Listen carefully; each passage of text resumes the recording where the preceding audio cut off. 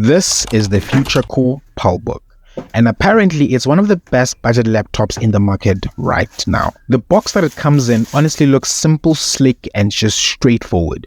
Inside, we have a 65-watt charging Type-C cable and a user manual, but I'm not going to read the user manual because, well, who the heck reads user manual? And this is what we're here for. If you take a close look at the laptop, you'll see that it has my own personal branding, which is Digital Vega TV. And that's actually my new logo. Let me know in the comment section if you guys like it. First impressions by just looking at it, the design looks really nice. It has a slick, minimal look with a matte, almost metallic finish that feels premium to the hand, especially for a laptop at this price range. It's a thin laptop that could fit in any backpack in any situation without actually weighing you down because it's under 2 kilos. Perfect for students who are always on the go.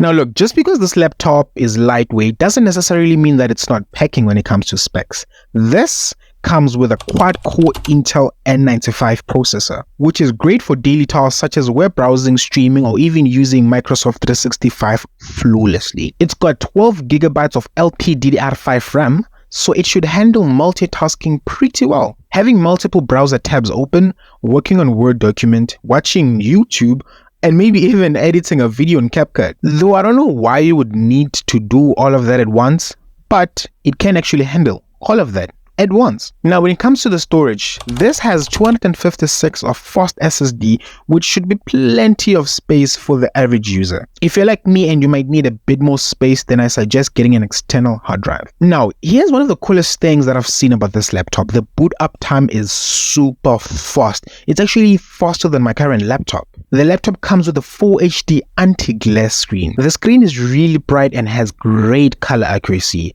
and it's extremely sharp, which is actually very ideal for the daily task such as working on videos or even watching videos outside or in any environment. The keyboard is very subtle and the typing experience on this laptop is extremely satisfying. Plus, it has a backlit keyboard, which is amazing, especially during load shedding. The trackpad is one of the biggest trackpads I've ever seen on a laptop, and that's a good thing. It's smooth enough to move around your wrist comfortably.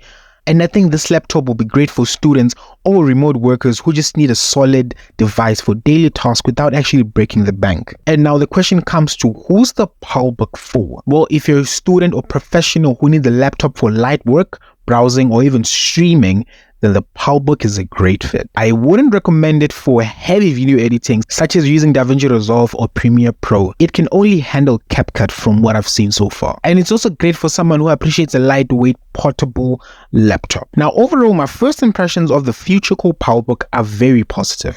It has a very nice design and it seems extremely capable for the basic day-to-day task. The design and portability stand out for me. Performance-wise, it seems really reliable for web browsing, document editing, or even light video editing on CapCut. I'm excited to test this out more to see how it will handle the real-world task over time. I'll be back with a day in my life video where I'll go in depth. Thanks for watching the unboxing and first impressions video. Don't forget to like, share, subscribe, and hit that icon to stay up to date with the latest Digital Vega TV tech reviews. My name is August, and I'll catch you guys in the next one. Peace.